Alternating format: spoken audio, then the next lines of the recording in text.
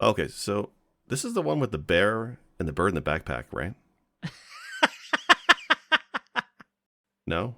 Yeah, that's the one. You sure? Yeah, the bird's voiced by Doogie Howser's best friend. That's the one. Okay, great. What the actual fuck is Jak and Daxter? Today on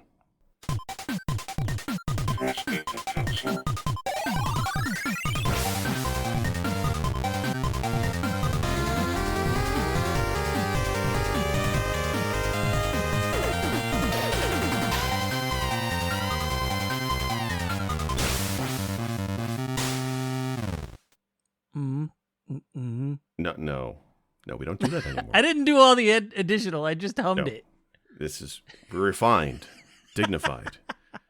Okay, a podcast for the retro community at its finest, except for the B game thing, you know. That and I'm apparently controversial, so there we go. Well, yeah, motherfucker, when you put Zillion on your top 5, that's gonna cause some opinions. Yeah. No regrets. Not a single letter. I tried playing Zillion, and this is going to be the first tangent. I tried playing Zillion. I died in the first, 5 minutes. Oh, yeah. It's anywhere. It's brutal. It took me years to beat that game as a child. let's put it that way. I don't know. It's wild. I'm going to give it more of a shot, though. Anyway. Back to what is it, Wallaby and the robot? Is that the one we're talking about? Yeah, it's the one with the robot sidekick, the right? wombat. Yeah, the wombat and Clank. Yeah, no. We're talking about Jak and Daxter today. Oh, that was Jack and Webster. I know there's a lot of humanoid and non-humanoid pairings out there in the game world, but specifically we're talking about Jak and Daxter today. Especially that generation, right? It's just to start off with, it was a saturated market. It kind of was. Back in the day, and I'm kind of with you on this. Back then, Jak and Daxter, Ratchet and Clank, I pretty much thought they were basically the same thing. Right. And I guess to a degree, they are similar enough to where I suppose that confusion could be understood. The only thing is, I don't know a ton about Ratchet and Clank. I've not played that one. My brother played a bunch of them. I watched him play through bits and pieces of each. But the only thing they really have in combat is once you get to the second Jak and Daxter game, there's a lot of gun combat. And Ratchet and Clank is, I think, heavy on the gun combat as well as, bashing your enemies with melee. I think Ratchet specifically uses a wrench. Jak just sort of punches people. Okay. So maybe, because, I've seen you stream it a little bit, but I'm mostly working and have you on the background. So I'm mostly just listening to you guys talk. I haven't really paid much attention to you streaming Jak and Daxter. What little I've seen looks interesting. It looks like a neat game, but I know nothing about this. So I'm going to be relying on you to kind of explain what the hell this game is, because it's made by Naughty Dog. I like their stuff. They're a AAA developer. They're a really well-known developer. I had no idea that they made Jak and Daxter. So maybe explain what maybe the characters are, what this game is. Well, let's take a step back away from Ratchet and Clank a little bit to sort of distinguish this from it. So as you get into Jak 2, which is probably the most like Ratchet and Clank because it has the most similar combat. Right. It's also got a lot of vehicle missions or quests or whatever you want to call them. And that was a big addition to that game as well as the gun combat. Now, when you step back to the first Jak and Daxter game, you lose the gun combat. It's virtually non-existent. There's maybe 2 or 3 points in the first game, where you're actively have to be in first-person mode and shooting projectiles with a certain power-up. Okay. And that's kind of it for that. Otherwise, it's a platforming collectathon. That's what Jak and Daxter 1 is. It's very much in the vein of Banjo-Kazooie, Donkey Kong 64, Mario 60. It's just run around, find stuff, complete missions, move on. At its core, that's what it is, and it's great. Okay. What kind of moves do you have? Like you said punching, so like I guess like Mario 64? It's when you punch, he sort of dashes forward, so it's not just a punch. It's like a dash through your enemy kind of move. Okay. And then you have a spin kick. So the spin kick hits everything around you in a small radius, whereas the dash attack, you zoom through an enemy. So you end up moving quite a bit, but it's very directional. Okay, so character platformer, but then it's Jak and Daxter. So is Jak is like a humanoid? What's Daxter? Jak is, for all intents and purposes, Jak is a human. He's got elf ears. He's clearly not a human per se. That's what he is. Daxter was the same race as Jak. And at the very beginning, so this is not spoilers, this is right off the bat, like as soon as you start the game. The very beginning of the Jak and Daxter series, they're off exploring some island that they're not supposed to be. Okay. Daxter falls into what is called dark eco. You can call it whatever, plasma, whatever. Eco is the energy source of this world. It's the source of magic and power and so forth. Okay. He falls in what's called dark eco because there are different types of eco. Well, dark eco is usually bad for you. Daxter falls in the dark eco, comes out a little furry animal that they call an otzel, which is a combination of an otter and a weasel. Is this like an animal that's like a normal animal all across the planet, or is this like a unique magical creature? That's the thing. Now, I'm going to drop a spoiler here. How old's this game? Well, to be fair, so what Daxter is, this is a spoiler for the third game. Okay. So at the end of the trilogy, you come to find out that the otzels that Daxter has become, they're not a creature that exists in this world. I don't know how they came to be that, like, they're just like, yeah, he's an otzel. They are actually the ancient race, the precursors. Oh, okay. Oh, that's actually kind of interesting. The precursors are otzels. And in the third game, you find that out because you meet some. Okay. All right, so that's a little more interesting than saying, like, I fall into dark eco tomorrow and I come out as a raccoon. Nobody gives a fuck about a raccoon. They're everywhere. But if I come back as, like, I don't know, big-headed alien or something, progenitor race, that's kind of interesting. That's kind of neat, actually, that carries through the story. I thought that was super cool. In playing through the series on my stream, I've had some people come through and say that they didn't really care for that twist. Right. When I happened upon that, I was like, okay, that's pretty rad, and it makes Daxter a little cooler than he was, because he's usually the comic relief, abrasive, kind of a jackass. That was like, okay, Daxter is actually now this mythical race of creature. And all of a sudden, you go all the way back to the beginning, and you're like, did they have that planned from the get-go, or did they have to sort of retcon that in from the second game on? Like, when did they come up with that, Oh, I love that stuff. I eat that stuff up. But the whole origins of a world type of stuff that loops around, and just, like, the origins of the universe. Like, Mass Effect does it. Assassin's Creed has it to a degree. I love that kind of stuff. I love when a game series can do that. But it's an interesting question of, did they know how popular the series would be that it would get 3-4 games, or did they just kind of make up as they go along? Because that's tough to do.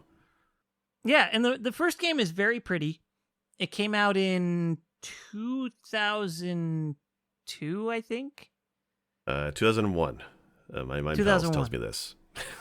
Okay, and then there was kind of a stretch. So yeah, 2003 is when Jak 2 came out. 2003 is when Jak 2 came out. 2004 is when Jak 3 came out. So Jak 2 and 3, I think there was a little more intent behind the story planning between those two, knowing that they were going to produce them in succession pretty quickly. So there are certain things that happen in the first game that seemingly have no impact on the future games. It seems like there was some stuff they had intended from the get-go and some stuff they hadn't considered, or maybe they redirected or something. Right. But I'm thinking the otzel thing was always kind of intended. That's my guess. I have no bearing on that other than that's just how I feel it seems. I can see that because you have a little bit of lore building between the main characters and stuff, but you kind of the scenario, I guess, can be whatever they want it to be, but have that deep lore when they want to pull it out. Maybe what's the basic story of the first game? Because again, I don't know. Is there finding a cure for Daxter or to change him back? Yes, it actually starts off as, so the story kicks off with Daxter falling into the dark eco. There are sages for each of the types of eco. So there's green eco, blue eco, red eco, yellow eco, and dark eco. Jack was kind of raised by the sage for green eco, Samos. Samos is like, well, I can't help you. You shouldn't have been doing that in the first place. You're a bunch of morons. But if anybody can help you, it's the sage for dark eco, Gull. You're like, okay, so let's go try to find Gull. And in the process, you find out that, to try and get to him, you have to go through all the other sages' lands. And as you're going through their lands, you find out, this sage has gone missing. That sage is gone. So all the sages have gone missing. Okay. And over time, you learn that Gaul and his protege, Maya, have been corrupted by the Dark Eco and are trying to release all the Dark Eco they can find into the world and corrupt it. So I was going to ask, so the Dark Eco, is that automatically an evil element? And when you first started talking, it didn't sound like it was, but now it makes me think that Dark Eco Sage is always a bad guy, or you're saying he was corrupted and turned evil? They don't really say what happened to him, but yes, the Dark Eco in some way corrupted him, and he's been using it to make himself more powerful. And so here's an interesting aside. The villain, Gaul, is voiced by Dee Snider. Do you know who that is? That's not the guy from Twisted Sister, is it? It is. No. So the villain is voiced by the lead singer of Twisted Sister. And they got him to do the voice. They did. He does a good job. Oh, hold on. Like, you're going through it. If you don't know it's him, you don't realize it's him. You just assume, okay, this is some voice actor who, he does a lot of good work with the character. You hear him like gasping, and they animate the crap out of those gasps for air because he's supposed to be this old and decrepit human or person. And he's just like, he as he's talking, he just has these gasps for oxygen, like he's having trouble breathing, and he's very breathy, and he does such a good job. So in the end credits, when I saw it was Dee Snider, I was like, oh yeah, that's right. This is wild. I'm looking at a video. I'm watching a video right now. How the hell do you get him casted for a video game voice acting? He's a fucking rock legend. Especially in 2002. Like, all I can figure is maybe he was a fan of the Crash Bandicoot series publicly. Oh, maybe. And so Naughty Dog said, hey, we got a new franchise in the works. You want to voice the villain? That's all I can assume how it went down. Again, I wish I had the time to do the research on this week, because that would have been rad to know this stuff. But I don't know, maybe the listeners out there have some clues and can inform us on Twitter. Do you know what? He also did, looks like he played a character in SpongeBob SquarePants. I think it's a TV show or movie. It might have been the movie. Oh, movie and the TV show, it looks like. And then he's also done a couple commercials, and then he's in Cobra Kai. You know what? He's done other stuff besides singing. I'm amazed that they got this guy to. Now I want to watch more of this. I did not realize he was in this. It's hilarious. It's like getting Lars to do something for Crash Bandicoot. Like, it's just so out there. Well, they got two major voices for this game. So Dee Snider is the villain, and then Max Casella, I'm not sure how to pronounce his name. I assume it's Casillas. The best friend of Doogie Howser from, way back in the 80s and 90s. He's the voice of Daxter. That's crazy. I haven't even thought about that guy in forever. I add that show to the list of things I got to show my kids and make them watch. And Doogie I mean, Howser. at the time, you wouldn't think of either of them as the forefront of voice actors, but they're good voices. They were good at their roles they played for these games. They nailed it. So those were sort of the celebrity power of the first game. The friend from Doogie Howser and the guy from Twisted Sister. That's wild. Yeah. And I mean, that's not to discount the other voice actors, because there are other voice actors in this who've have an immense, filmography or gameography, whatever you want to call it, of voice work.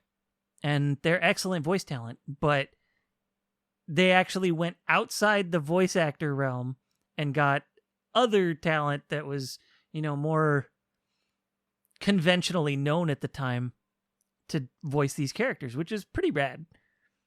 Well, it's interesting. You know what? Max Casella, though, actually had more of a career, too, after Doogie Howser. I didn't realize this. He was in Sopranos, Boardwalk Empire. He's in a few different things.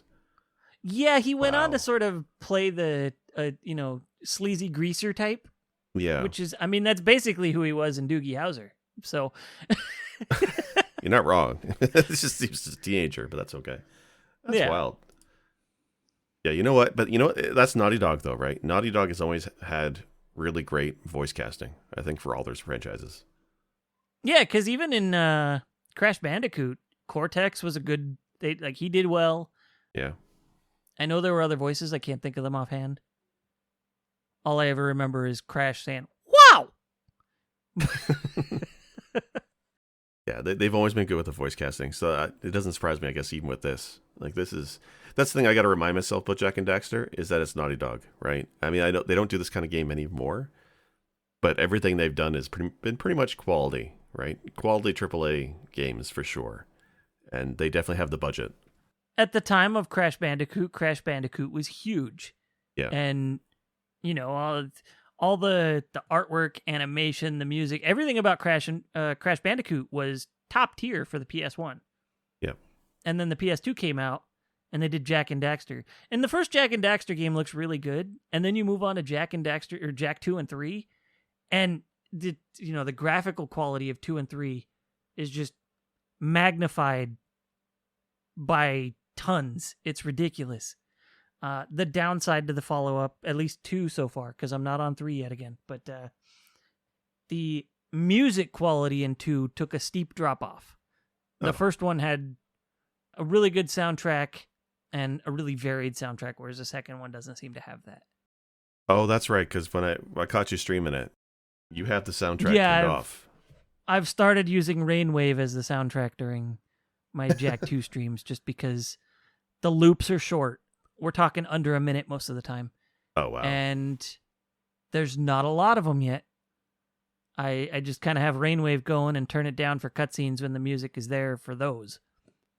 It's interesting because, so this is PS2, and I know that there's a lot of that on the PS2, right? The first batch of games in the PS2 were not that stellar, I find, graphically compared to the PS1. And I know that the system was famously hard to develop for, and I chalk it up to that. But after a few years after release of the system, you really saw a jump in graphical fidelity for games as they learned how to take advantage of the hardware. But I'm wondering if for Jak and Daxter 2, they had to take some shortcuts with, maybe the audio quality or reducing the size of the files to kind of squeeze in more graphic power. That might be the case, actually. I hadn't considered that. Yeah.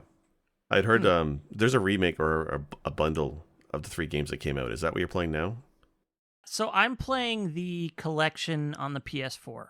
I have it on PS2, but the PS4 is just easier for me to hook up and play. And, I bought it for the PS4 a couple of years ago, excited to play through them again.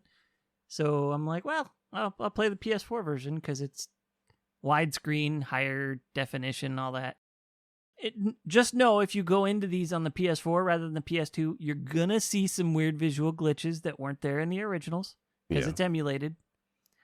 Oh, is it really? The gameplay is still there. Yeah, it's I believe they did like an emulator wrapper for it, which, I mean, given that it's all PlayStation hardware, it's not that bad. Yeah, I think even the PS3. Yeah. Yeah, the PS3 collection was also emulated, I believe. Huh. I'm not entirely sure how they ported it, but yeah, I don't think it was completely reprogrammed for the console. Okay. It's interesting because Spyro Reignited was done from the ground up. That was mostly because they didn't have the code from the originals. But I mean, I did a little bit of research on this. I didn't want to go do too much because you were going to explain Jak and Daxter, but I was looking at reviews of that collection, and a lot of people are kind of upset with the frame rate of the second game. That it's 30 frames. Sometimes it dips below that. I don't know if that's a thing. Like how is the performance of the second game versus the first one? You know what? Now that you mention it, the frame rate does seem to not be as good as the first one. But Right. I mean, that might have been the case on the PS2 as well, because it Right. was a lot more, graphically taxing in general. The animations are cleaner. There's a lot more detail going on the characters in general.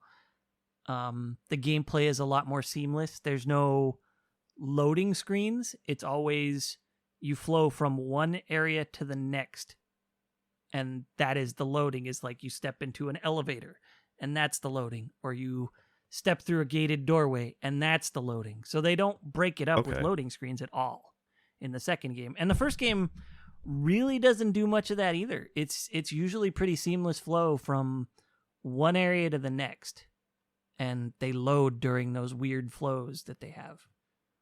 Yeah, that's really good design, and I love when games do that well. Like examples of when not being done well is the Mass Effect games, right? The first one is famous for having elevator loading screens, right, where you hear some dialogue between your characters, but then it's like period of silence as the game still needs more time to load. So it's the longest elevator of the future ever. It's crazy.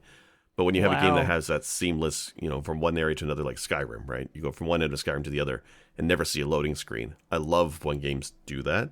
It makes that world really feel more lifelike. Yeah, and I had completely forgotten that Jak and Daxter did that.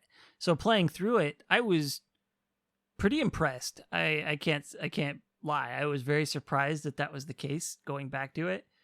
And having just come off the heels of playing, was it Bowser's Fury? I was like, oh yeah, they've been doing this for a while. And it's not new. They is the game development industry in general. It was just like, man, it's been around longer than we realized, because, you play a Mario game lately, even Mario Odyssey, it was like you'd get the black screen between areas and things like that. And Jak and Daxter didn't do that. Bowser's Fury didn't do that. So it's cool to see how far back that goes. Well, it's fair, too, because you're right, actually, because Odyssey, I mean, I like the game, but the maps, they're not small, but they're not huge either, right? And it's definitely not a seamless world. You're going from area to area separately on your ship. That's interesting. That's a modern game, but when we look back at Jak and Daxter, they had the more open-ended world. Is it like, it seems... Is it backtracking in it, or is it like exploring the world, or is it still very linear? It's pretty linear. There's backtracking if you don't collect everything in an area, then you have to go back. Okay. You can unlock shortcuts in the form of you get to a new sage's hut, you got a portal to that hut. Okay. So you can teleport to major waypoints in the region, because generally the huts are in a village. The village is a hub to a couple of areas that, you can call them levels if you want. And those are all tracked individually as far as how many precursor orbs there are, how many power cells there are, and stuff like that. So, okay. I say the first game is a collectathon. Most levels in the first game have anywhere from 4 to 8 energy cells to collect, and then 50 to 200 precursor orbs to collect. Get out of here. What does this stuff actually get you, though? Because that's my beef with like, I love Banjo, and Mario 64 is good too, but I kind of couldn't touch Donkey Kong because just too much collectible crap. Like, what does this stuff unlock in the game for you? What does it do for you? So in the original, so not counting the PS4, because the PS4 tied a bunch of stuff to trophies. Okay. In the original, you only really needed to get something like 1,700 or 1,750 of the precursor orbs. You didn't need all of them by any means to get the stinger ending. And the stinger ending is garbage. Okay, so that's the bad one. All right. Yeah, the stinger ending vaguely hints at something to come in the next game. And then the next game doesn't even really look at what happened, and instead, like, they've completely transferred everything from this distant location from Jak and Daxter's home to right outside Jak and Daxter's home, which makes no sense because it's a big precursor gate. Huh. So the story doesn't really carry from 1 to 2 that well then. It does, but it doesn't. It just kind of throws the fact that the gate was miles away from their home, and they've instead moved the gate to right outside their hut. And they're about to go through it and don't know what's on the other side. All right. Well, yeah, I mean, who knows? Maybe they got a moving company, you know. Yeah, you get to see them open the gate at the end of the first game if you collect 100 power cells. There are 101 power cells in the game. You only need to collect 100 of them to get that stinger ending. So there's 101 and you only need 100? Yeah, I'm not sure why there's 101 and not just 100. That seemed a little odd to me. That's kind of an odd thing. You'd think they would just require you collect every single one of them to get the special ending, but no. Okay, so for the orbs, though, how many orbs are in total? Like, approximately? Like 5,000? 2,000. Okay, so 2,000, you need like 75% to get the bad ending. Do you need all of them for the good ending? No. Like, the stinger ending is the bonus stuff. So you don't need any of them to get the normal ending. Like, you just whatever you get. That's the normal ending. You need about 75-80% of them to get that extra stinger. That's like, something's gonna happen. Oh, I There's get another game. You know. Okay, all right. After credits, it's like watching a new Spider-Man movie, and if the audience claps properly to the movie, they get to see that teaser at the end of the credits. That's how it works. So I was all gung ho about doing the 100% in the first game, and then I got that stinger, and I was like, "Damn it, I'm mad at this." Yeah, that's a lot of work. Like 100% in these kind of games is tough. You know what? It wasn't that bad though. I think all in, it was definitely under 9 hours. It might have been under 7 hours. In fact, I think for me, not knowing what I was doing, speedrunners do this in a crazy amount of time. But yeah, of course. I think me all in, my file was at like 6 hours 46 minutes. Oh, so this is not nearly as long as I thought it would be. Because usually these kind of games is a time sink. But 6 hours is fine. Yeah, I think the first time I did it, I might have been closer to 8 or 9 hours back on the PS2. Just because this time I kind of knew what I was doing and had a vague memory of certain things, and so I was able to speed up the process a little bit. But yeah, it's not a huge time sink of a game, even if you do 100% it. It's just 100%ing it is nothing but bragging rights. Well, hey, that's what trophies are for. Yeah, but back on the PS2, you didn't even get those, so. Oh, that's right. Well, then you just did to brag to your friends. So, I mean, go back to the combat a little bit. So it's punching. There's a spin kick for AoE. So there's some stuff there to the combat, even if it is a collectathon. What is like the bosses like? Is there bosses? Is there a lot of them? Are they fun? Like what's the setup of the game there? There are bosses. I'm trying to think. There's the giant ogre-like lurker in the volcano. That was an interesting battle. I can't say it was super fun, but I also can't say it was terribly frustrating or boring. It just was. Okay. Well, I mean, not everything's gonna be a winner, right? Yeah. The final boss fight was kind of frustrating. And were there any other boss fights in the middle of that? Wow, those are the only two I remember. There had to have been another one. Because, see, that's been a problem of mine with some of the games like this. And even recent ones, too, like Odyssey and 3D World. Like, the bosses are very forgettable. Or they're just like a non-issue. They're very easy to beat. So, it's better than frustrating. Because I remember when I was going through Spyro, I think it's the last boss where you have to chase him. There's a chase sequence. And that was ridiculously hard for me for no reason. So I hate it when these bosses are... I don't like it when they're forgettable, but I'll take forgettable over stupidly annoying and hard. That's what I'm getting at. Okay, you know what? There was a boss before the ogre lurker thing. So there's a boss in the jungle level early on, and it's basically Audrey 2, or if you're familiar with Battle Kid, the plant boss, it's basically that thing. Okay. Just in 3D. It's got vines all over the level that whip at you, and then when you're actually fighting it, it shoots little bugs, like it sends little bugs at you that you got to kill, and those are puffed up with spikes most of the time, and then when they get they lose their breath or whatever and they calm down, then you can hit them when they're not spiky. Oh, okay. All right, so and they sound a little more involved. You take a whack at the plant's head when it gets tired after it's tried to bash you. You do that a few times. It gets a little faster, more intense, more stuff going on, and then you beat it. And once you beat that, all its vines that are all over the level are now limp. They stop attacking you. Okay. So it does change some things, but that was actually the location of the last few orbs I had to find in the game. I had to go back and hit the dead plant boss, and it dropped some orbs. That's kind of difficult to know they would be there. Yeah. Yeah, I just knew they were in that level. I didn't know where, and I happened to dash or jump on its head or something, just trying to look around, and an orb popped out of it, and I was like, "Wait, what?" And so I did that a few times, and a few orbs popped out, and those were the last few orbs I had to collect.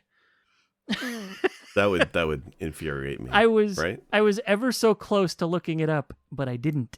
And part of me was kind of mad that I didn't, because I wasted a half hour or so looking for those orbs. And part of me was kind of proud that I actually happened to find those stupidly hidden orbs. I know. There's a satisfaction in getting everything in these games. But yeah, I get so frustrated finding them all. Now, as much as I love the first game, I know most people really enjoy the first Jak and Daxter game. The second game is the one that starts to lose people because it does mix it up quite a bit. It becomes a little more like GTA. Big open world, city, more vehicle combat, because the first game does have vehicles. I liken them to turbo tunnel segments from Battletoads. That's not a good thing. No, not really. I mean, so there's a few segments where you ride this hover bike or whatever they call it in the game. The first time you're introduced to it is, I believe, oh man, gosh, I don't remember. There's two times you're introduced to it early on, and I don't remember which one comes first. One is like a turbo tunnel kind of deal, where you have to get through the lava pass without overheating. So you have to hit these cooling balloons. You don't want to fall in the pits. You don't want to go too long without hitting the cooling balloons. Otherwise you overheat, die, that sort of thing. So that's how they made it have a bit of an agency to that area of the game. Okay. The other one is a more open, traditional style level where you're cruising around, exploring, trying to collect the orbs and power cells. That one was super frustrating to me. That was actually worse than the turbo tunnel style segments for me. I don't see, it's not that I dislike vehicle and vehicle combat. When it's done well, it can be fun, but more often than not, a lot of these games get it wrong, I think. And that's a shame. How punishing is the death system in this game? Like when you mentioned turbo tunnel, I'm getting flashbacks to the lack of continues in freaking Battletoads, right? You only get so many. Does it punish you for dying in this? Not that punishing. Okay. So in the first ones that are more turbo tunnel like, so real quick to go back to the other one where it's more exploration on the vehicle, it's vehicle exploration and platforming. And so that's why I hated that segment, because there's platforming. Jumping in a car. Yeah. And it's a hover bike, so you get like the height, you go off ramps, things like that. But it's obtuse and it's frustrating. Right. Yeah, I get you. The turbo tunnel segments, pretty forgiving. There's, I want to say 3 of them. The first one is, running through the lava canyon and try not to overheat. The second one is about avoiding the obstacles most of the time. Bombs, sometimes just not hitting a tree. If you hit a bomb on this thing, you're dead. You start back at the beginning. This is the one that was the most frustrating and most punishing, because if you die in this section, no matter how close you are to the end, it puts you back at the beginning, and it's a long See, I hate segment. that. I can't stand when games do that. You're racing 3 enemies to the end, so this could probably be seen as one of the bosses. Okay, yeah, it sounds about right. It's a race to the end of the course, I guess you'd call it. I don't know what you'd really call it. It's like a big valley laden with bombs and other obstacles, pits, things like that. Right. The goal is to beat them to the end without crashing, and I died here a lot. When you finally get to the end, it's over. You can go back and explore stuff freely on your own, but there are collectibles on that route. They want you to go so back you do and end up wanting to the bomb. No, you don't have to race again, but the bombs are still there. So if you bump into a bomb, you blow up, you die. That's still very frustrating. That's so even when you've beaten the boss and you just want to explore and find things, the collectibles, you can still hit these mines and blow up. Yes. Oh, that's terrible. And then the final turbo tunnel segment is probably the most forgiving one. It has 3 or 4 checkpoints. So if you die, it'll start you at a nearby point that doesn't set you too far back, usually, and you can just keep going. So I willfully died here a few times because I'd missed something and didn't want to have to go back to get it. So I'd miss it and then die and then come back and go through again, get it all, and then keep going. Yield death warp. And, yeah. Thing. And at one point, the first time I died kind of far, I was all upset. I was like, no way. And then it put me at a checkpoint kind of up on a second tier that makes you drive off of it and back down into the first tier so you're back in the course. Right. And so it's out of sight when you're actually driving it because you can't get to it without dying. But then they put you up at this checkpoint that you didn't know existed so that you're right back into it, which is pretty cool. It's nice and unforgiving. It makes it a little less stressful as you're coming up on the end of the game, especially when the last turbo tunnel segment was a race where you die a ton. So getting rid of that was kind of a nice change. Yeah, no, that sounds okay. I'm just skimming the plot details. This actually sounds like an interesting game. Like I never had a PS2, right? I've always said that I have a huge gap in my retro knowledge, and PS2 is definitely in the middle of that. Like, the ratings in this game are insane. Like, it's 90% of Metacritic. Back in the day, GameSpot gave it like 8.8. Famitsu gave it 30? 34 out of 50? No, what is it? It's out of 40, I think, right? Is it 40? I think Famitsu does it out of 40. 34 out of 40, yeah. Which is, like, really high for Famitsu. Like, for a US game, anyway. So that's good. This game is well freaking reviewed. Do you want to maybe explain the ending a little bit, just to see how it ties up? Well, the game has a lot going for it. It's the only major issue the game has, in my opinion, is the camera. And I mean, it's 2002. Well, what 3D game didn't have an issue with the camera back then in some way, shape, or form? No matter how good the game was, the camera probably sucked, unless it was first person. And even then. So the PS2 has a DualShock. There's 2 joysticks on that thing. And I always point to Mario 64 with the C buttons and how there's got to be a better way. So how did the PS2 and Jak and Daxter handle the camera? The camera has a hard time dealing with walls. Okay. In that if there's a wall in the way, it doesn't let the camera turn at all. Instead of letting the camera kind of zoom in real close to Jak and Daxter, once it bumps into a wall, it's slow on the zoom in because it's running into the wall first, and then that's pushing it forward. So the camera is sort of a physical object in the 3D space around Jak and Daxter. Right. And it has trouble navigating the world around them. If that makes sense. If there are obstacles in the way, the camera can't clip through. It doesn't intentionally let it go through a wall and let you see the platforming aside from that or anything like that, or just zoom in really easily. Instead, it's just where it is, and you kind of have to deal with the clunkiness of that. That's the downside. So everything about the game is great, except that. Well, that would be frustrating. And like you said it right. I mean, 2002, what game actually had a good camera, right? It's even now 3D games struggle with proper camera control. But you said platforming. So how is the platforming in this game? 3D platforming has always been kind of dicey. How do they handle it? The platforming is actually really tight, and I think the only time I ever ran into issue with my platforming is when I tried to do a long jump. So that's another, going back to base mechanics of the game. Jak can double jump or long jump. So if you do a dodge roll, you've got a boost of speed, you hit jump, he does a long jump. It's much like Mario 64, you're running, you hit the Z button and then jump, and he slides a little and does the long jump. It's like that, except you start with a dash roll and then he jumps out of that.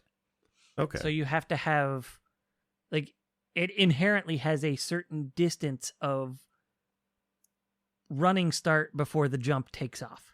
And that dash would often not be completely in line with where I was intending Jak to go. And once that dodge roll dash jump has started, that's the direction Jak is going. That's kind of it. There's no canceling. You just go. Yeah. Yeah. Okay. The double jump is a lot more forgiving, and it reaches almost as far, especially if you do the spin kick at the end of the double jump. It's kind of like you jump, you get the double jump, and then you spin, and you've got extra distance from all of that.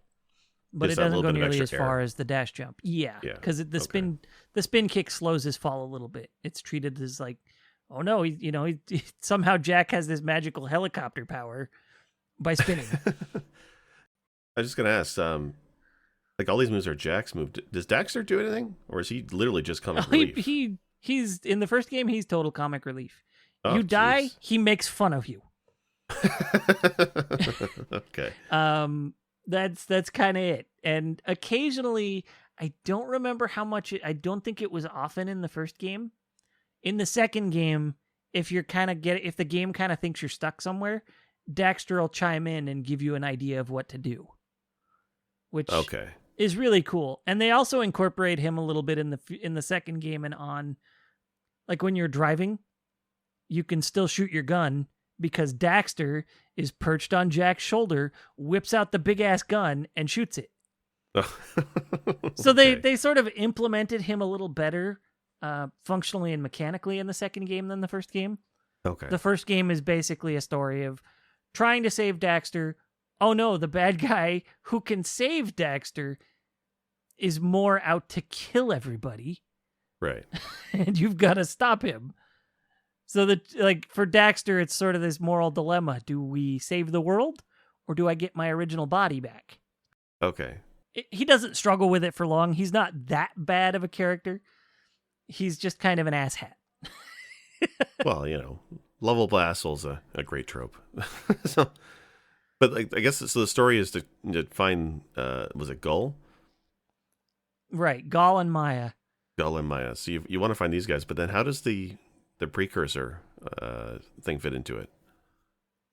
So the world is scattered with all sorts of ancient technology, ruins, giant robots, platforms, whatever have you, all sorts of machinery that is supposed to be from the precursors, which is theoretically, I already spoiled that, long gone civilization.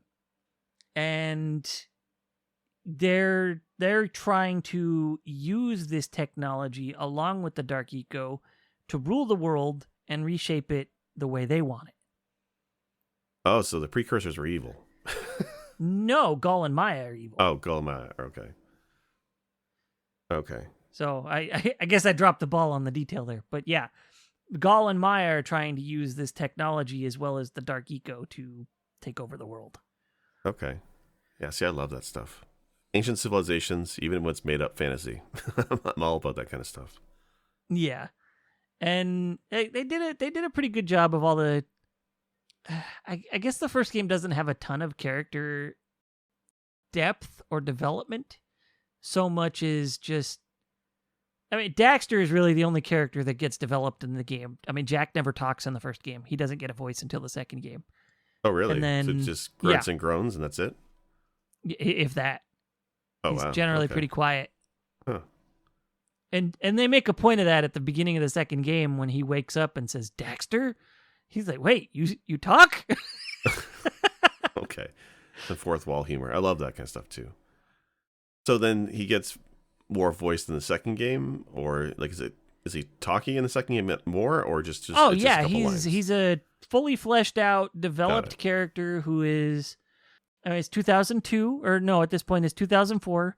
So right. Everything's got to be gritty and dark and brooding and angry, and so that's how Jak is. And that's how another main character of the game is. And they're doing it. And I kind of made fun of it when I saw it this time around. I was like, they are Batman. This is the one he gets a gun, right? Yeah. Yeah. Because I was looking at some screenshots or character art. And there's one with him holding like it looks like a future shotgun or something. Mm-hmm. It is quite dark. It's very mature looking. It's not the cute and funny thing I thought it'd be. Yeah, the second game. So the first game is, very vibrant colors, very bright scenery, humorous, but mostly lighthearted humor. And then, there's the big bad who you barely see. And then the ending sort of culminates in this big battle between Jak and Daxter and Gall and Maya in a giant robot trying to open the silos of dark eco to spill it into the world. Okay. And you end up doing something that causes light eco to come into existence. And then as soon as you touch that as like the final phase of the boss fight, that ends the fight. Jak goes kind of like glowy white, super powered, and the game takes over with a cutscene. And he just demolishes them, drops them into the dark eco. The silo closes. Presumably that's the end of them. Well, I'm assuming they come back in the sequel. They don't. You never see them again. What? Really? Right. You never see them again. And like even the game kind of like tongue in cheek sort of throws out the idea that they'll be back because they're like, that probably killed them. Probably. So so you have all this work in developing a villain and you kill him off. They hint they're coming back, and they never do. Not even the third game? Cameo? Anything? Mm-mm. So the second and third game take place way in the future. That gate that I mentioned that they moved to outside Samos's hut at the beginning of the second game sends them to the future. Oh, the future. So it's like this massive dystopian future. And they don't learn that until a little way into the second game. So the bad guy in the second game is completely separate from the original game. Correct. There's technically two major villains in the second game. One is the guy who controls the city, Baron Praxis, and one is the leader of the new monster types called the Metalheads. Okay. This, again, 2004. Yeah, nothing says gritty like, killer robots. Can you imagine if Mario, at the first game, you have Bowser, and then for the second game, they like, no, let's bring in Wario. Well, actually, no, they did, kind of. Super Mario USA has Wart as the bad guy. But you can imagine that they just like killed off Bowser, and he switched to a new villain for the future games. Yeah, How right? weird would that be? I wonder, so going back to the beginning where we said that we were wondering, how much of the plot and lore of Jak and Daxter they actually planned ahead for the trilogy. But when you have the first game, it sounds like the first game is really quite standalone from the second and third game then. Yeah, I would venture to say that if they had planned anything for subsequent games, probably a good 75-80% of that got thrown out of the window and refreshed and redirected for the sequels. No, that's interesting. I wonder the development behind the scenes, where their thinking was with this. Like, the first one was more of a cute 3D platformer, much like, a lot of the other people are doing, and they want to kind of break away from that, set themselves apart on the PS2 with the grittier style, adding guns, dystopian future, like really taking the narrative a turn. But it's almost weird they didn't like make a different franchise, different characters for that game. Like, does it still feel like Jak and Daxter in the sequel? Or is it like really off the ball? No, the platforming is still very Jak and Daxter. I mean, okay, it's essentially Jak and Daxter, but there's vehicles thrown in the mix. So and I mean, there was already the hover bike in the first game, right? So basically, they had this thing at Naughty Dog where they just, as they went through the Jak series, they also really wanted to experiment more and more with vehicle mechanics in the game. And this I know for sure because I've seen some behind the scenes with the Naughty Dog guys talking about this. So that's how they went with, Jak 1 has just the hover bike and the turbo tunnel segments. Jak 2 is very much GTA inspired. Jak 3 goes a step further and throws you driving around out in the wastelands in a dune buggy, shooting up raiders and things like that. So it's very Mad Max. And like Borderlands, I guess. Yeah, Borderlands, Mad Max, that sort of thing. You're out in the wilds shooting raiders, defending yourself, exploring in a dune buggy.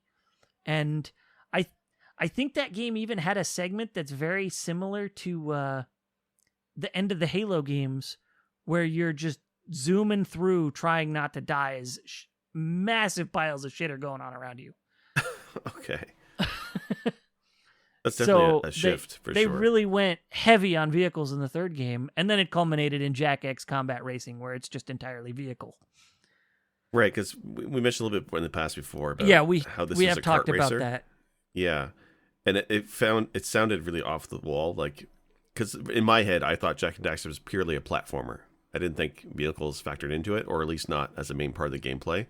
But now that you explain, especially the third game being very vehicle centric, now a kart racer kind of makes more sense, I guess. Yeah, that was what Naughty Dog wanted to do. They were having fun experimenting with vehicle mechanics, and then it culminated in Jak X. So I get how that happened progressively. Right. And, they got to do something that was different from Crash Bandicoot. And the fact that Sony let them, that's pretty cool.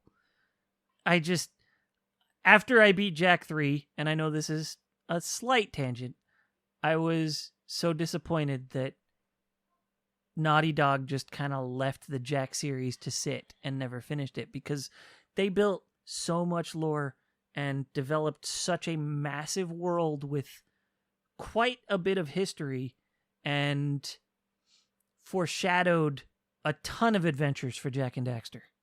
Right. When Jak 3 ends, they throw the fact out there that Jak is the hero of time, basically. He is a time traveler who ventures all throughout he travels the galaxy and the world and time and space adventuring with Daxter. Huh. They basically flat out tell you that at the end of Jak 3. So they leave the player super excited, like, holy crap, there's a huge amount of content that they can just throw at the player endlessly. And they didn't. But then they left it open in a way so that it's not a bad ending. It's just like, even if you don't have a sequel, at least you know in your headcanon that they have more adventures, that it's a happy ending they can go out and explore. You may not be able to see that in another game. Yeah. But, right. It wasn't a cliffhanger. Yeah, they talk about this guy who founded Haven City in the second game.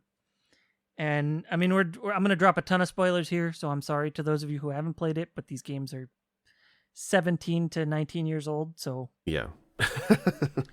If you haven't played it, I'm sorry, but this is where we're at. In Jak and Daxter 2, Haven City, they talk about how it was founded by this guy named Mar. And they talk a lot about the House of Mar, the Seal of Mar. Mar is a very important figure in this world. So much so that there's a giant statue of him at the foot of the palace. Okay. At the end of Jak 3, you find out that Jak's birth name was Mar. Oh, so Jak is the founder of Haven City. Does the statue look like him? I guess you could kind of see, like, it's a grizzled old man who's very buff and has a massive beard and he's bald. So, okay. I mean, you can't really, it's hard to really get that. And this, like, between Jak 2 and 3, I'm sure they had it planned because those were a year apart. Right. So and it sounds like they point, were scenario written together because of the same tone, the future setting, and all that. Yeah. So they really built this massive world that almost exists entirely on Jak's shoulders, which is super cool, and it left a lot of open-ended possibilities for them to explore the franchise further. So I'm disappointed that Naughty Dog didn't, and I keep hoping against hope that that'll be what's next, because now they're done with Nathan Drake. Maybe we can get some more Jak. Well, that's what I was going to say, because I'm just looking at Naughty Dog's list of games, and it was PS2 was pretty much Jak and Daxter. Mm-hmm. And then when PS3 came out, 2007, that's when Uncharted began. And, going through Uncharted and The Last of Us, is that they kind of left the cartoon platform way behind and didn't look back, right? There's nothing remotely close to Jak and Daxter in the last decade from them, really, which is kind of interesting. I guess PS1 was Crash Bandicoot. Yeah, PS1 was Crash Bandicoot, PS2 Jak, PS3 was Uncharted, and that's when Last of Us started. PS4 finished Uncharted and Last of Us, both of them. Did they do anything else? No. Or was is that their... So, I mean, they do good work. I loved The Last of Us. Yeah, I've not played it, but I've watched a lot of stuff from it. Like, when I talked before about how I don't have a PS4 and I never had a PS3, I've always been tempted to buy a PS4 to just pick up the exclusives that I missed out on. Like, there's not many of them, but Last of Us is definitely one of them. So, yeah, this is wild. Yeah, they totally went from Jak and Daxter to, like, it's treasure hunters, serious, environments. Last of Us, total gritty. Yeah. Yeah. So that's interesting.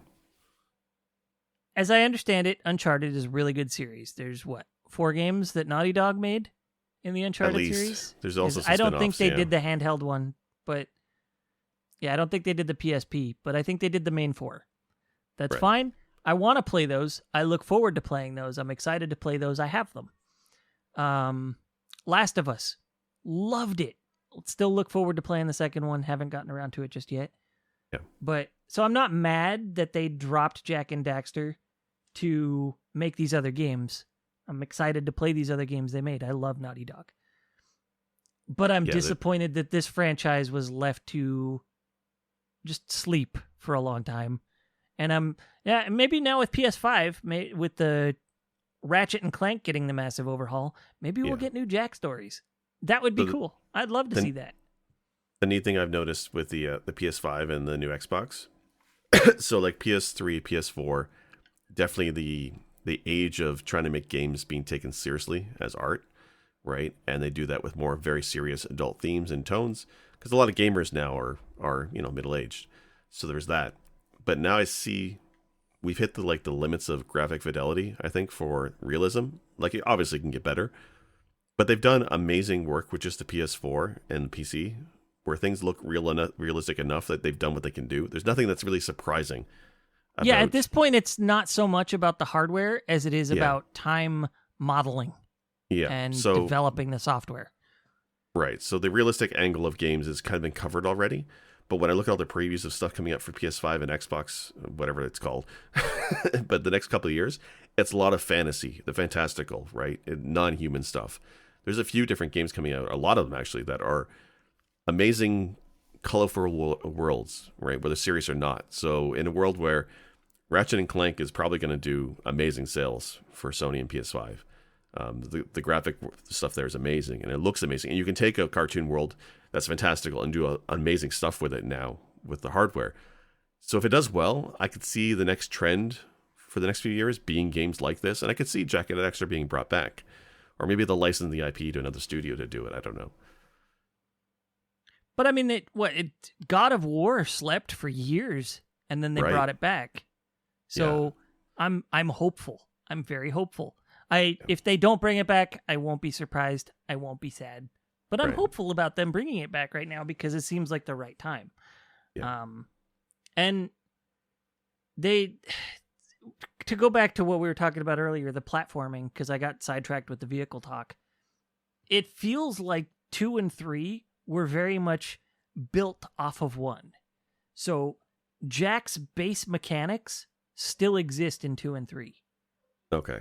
Jak still has the double jump. He still has the roll jump, the dodge, all that stuff is still there. Jak has all that.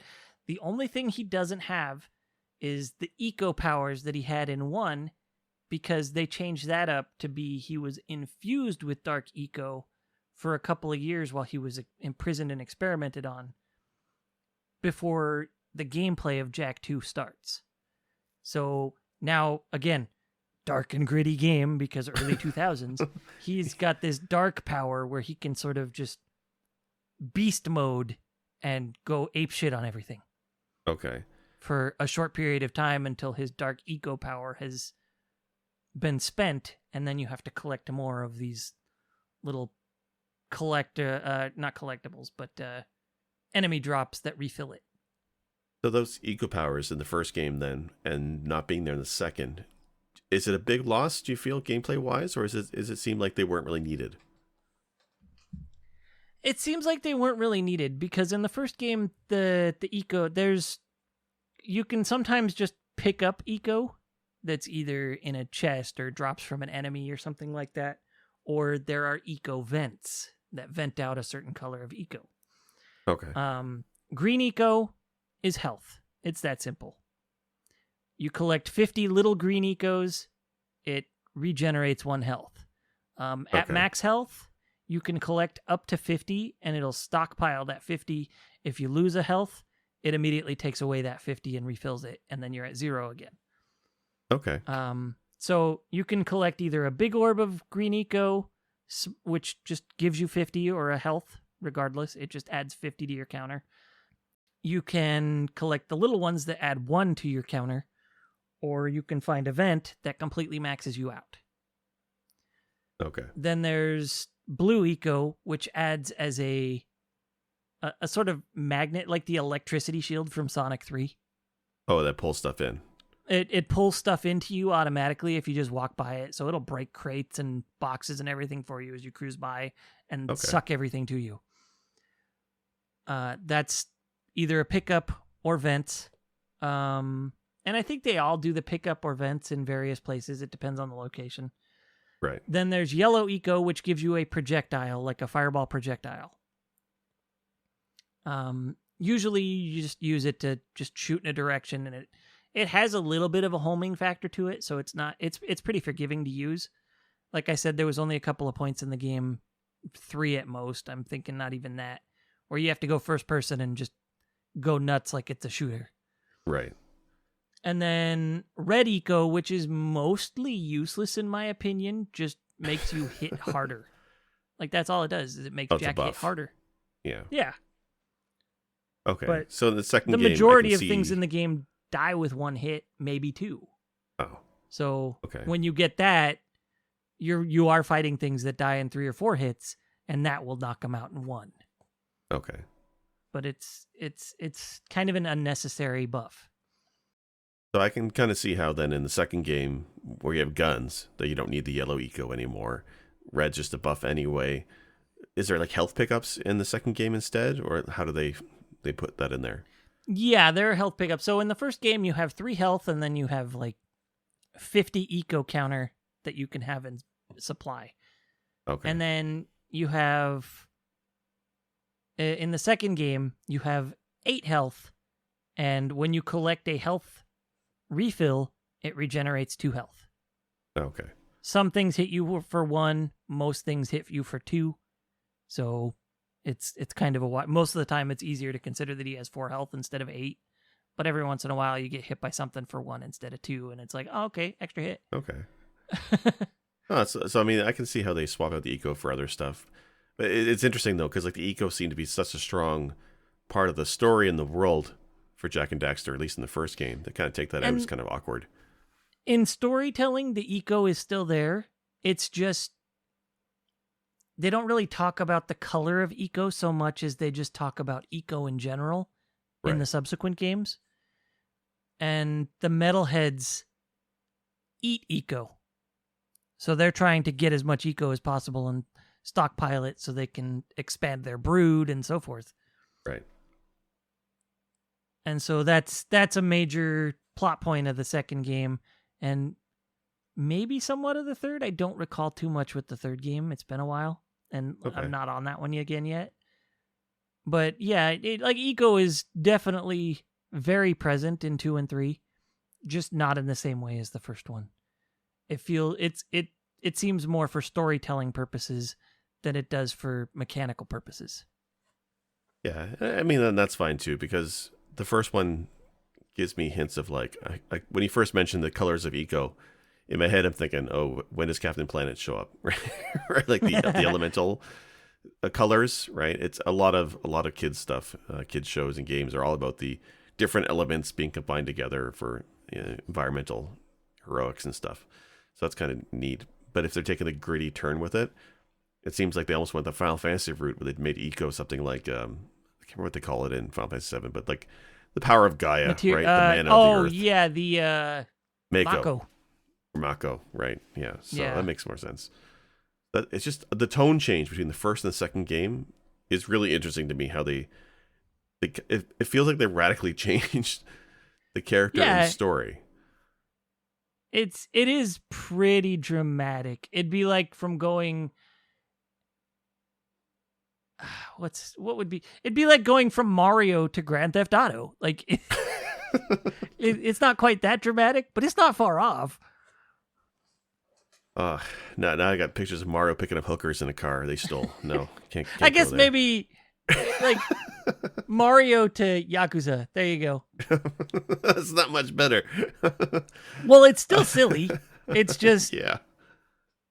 It's more dark and has serious tones, but it doesn't take itself entirely seriously. So there you go. Luigi, put down that baseball bat.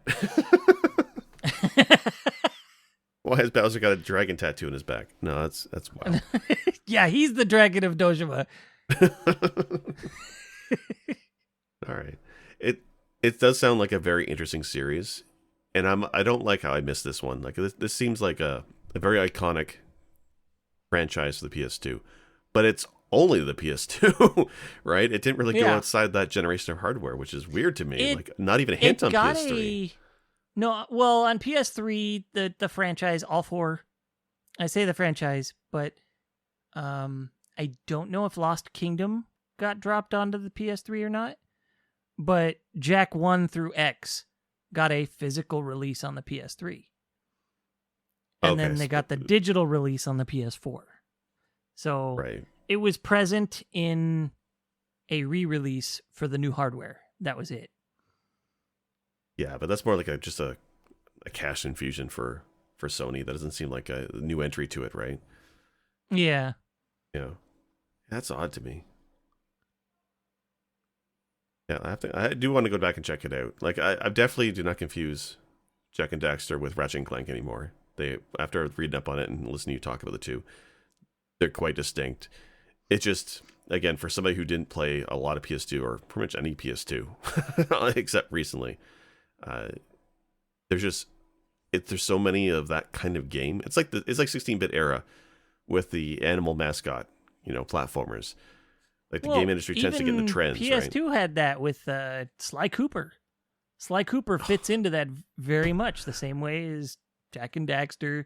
I forgot Ratchet about Sly and Clank. Cooper. Yeah, Sly Cooper was in the mix too. Like Sony had a lot of strong mascot-heavy platformer games, and I think they kind of ended up. I think most people probably leaned to one and didn't bother with the others. Yeah. Well, Sony had this problem where they were always trying to find the marquee character for their systems, right? Like Nintendo famously has Mario, Sega has Sonic, right? And there's always another Mario or Sonic game on the horizon. Sony never quite had that. I mean, they brought out Crash on the PS1, and that did amazing for them. But I don't think Crash was ever the same league as Sonic and Mario. No, PS1 was, I want to say Crash mostly, and then a little bit Spyro. Okay, yeah. But not the same league, Spyro right? was pretty heavy too. No. Spyro is also Universal and not Sony, but I think people sort of attributed Spyro to being similar to Crash, so it was that same vein. But yeah, they like Sony just hasn't really hit it. With PS2, they had all these, plus they had Kratos. Right. Well, it's like if Mario was Superman, right? Everybody knows Superman. Everybody loves Superman. But then Crash is kind of like Shazam. Like, who the fuck is Shazam? Nobody knows who he is. Yeah. Right? Like, it's definitely a different league. So I can see that they were definitely chasing that franchise for their system. I think the end result for PlayStation is that they had a wider range of great franchises. Maybe not as standout as a Mario game, but they had so much more in other areas and a lot of solid content. Like, Naughty Dog is an epic developer. Yeah, I definitely need to go back to this one. As much as I have a lot of bitching to do about Sony during the PS2 era, but they also made some great strides as far as new IPs for their platform. Yeah. There was a lot of good they did there, despite shitting on all sorts of franchises that were like sprite-based or 2D. For the first, I don't know, 5 or 6 years of the PS2 era, they constantly made developers, if they were porting a game from another platform to the PS2, the sprites had to look 3D rendered. Oh. That was a big thing. And the most present example I can think of right now is actually Ys Arc of Nepishtim. If you look at it for the PC, the character looks very cartoony. It looks like an anime character, as it should, because it's sprite-based. And, I mean, Ys is all about looking anime. Even from the beginning, it was, yeah. Yeah. And then when they put it on the PS2, the character kind of loses his charm because he looks like a generic, and this is the case with all the characters in the game because they had to do it with every single character. They look like a generic 3D modeled PS1 era RPG characters. Huh. Like, there's a game on the Saturn I love that's very much a Zelda-like called Shining Wisdom. And the character, aside from his red hair, there's really nothing iconic about him, right? Okay. This happened to Adol and Ys on the PS2.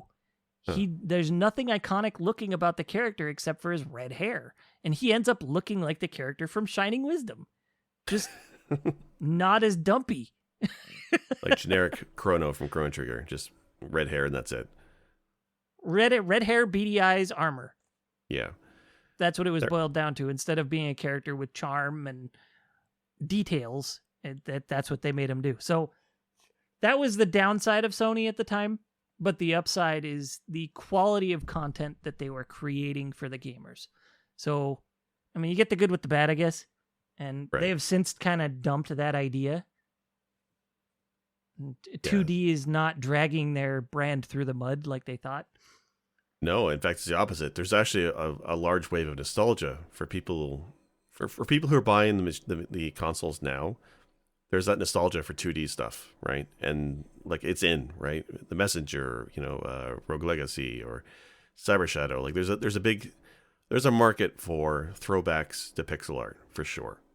Yeah. And like PS3, PS4, Xbox equivalents as well. There's definitely a larger number of rehashing of IP and franchises, right? Trying to get that every 2-year iteration of a game, right? The Call of Duty's every 2 years, that kind of thing.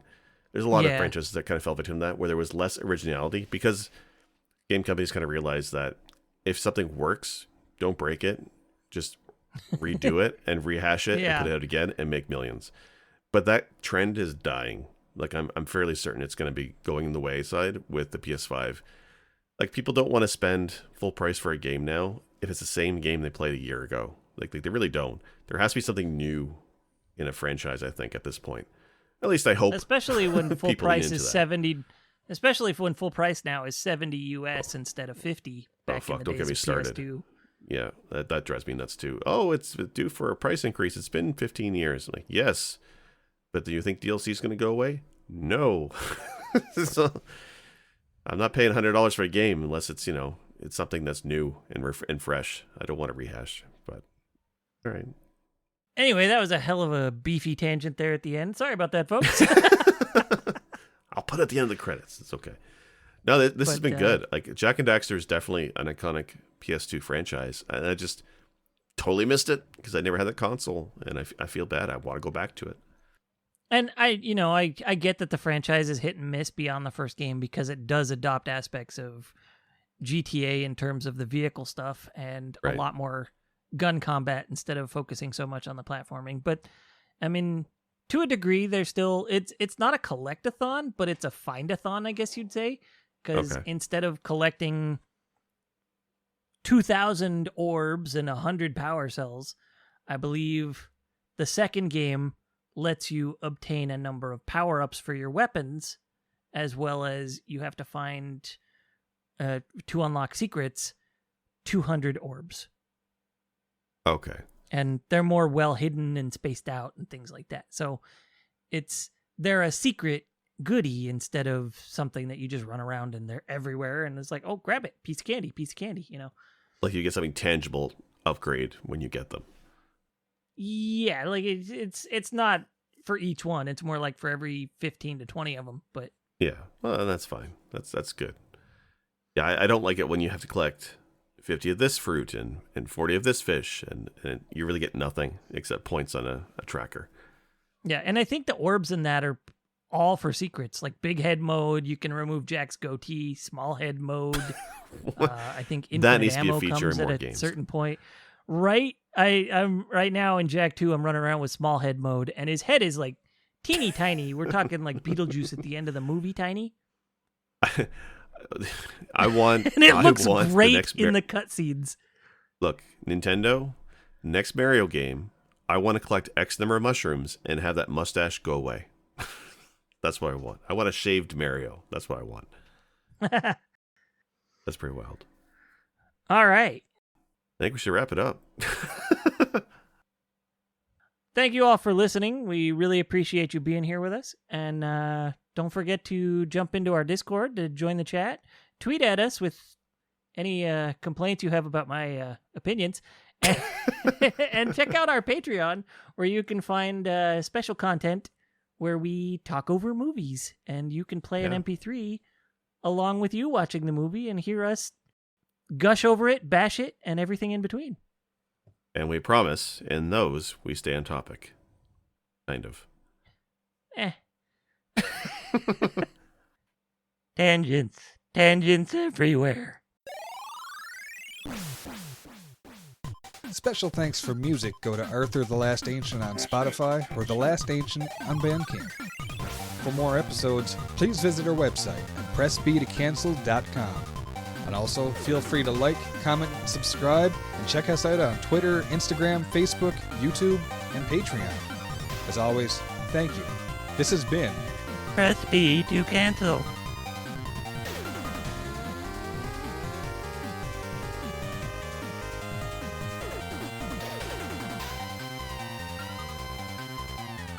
That's good.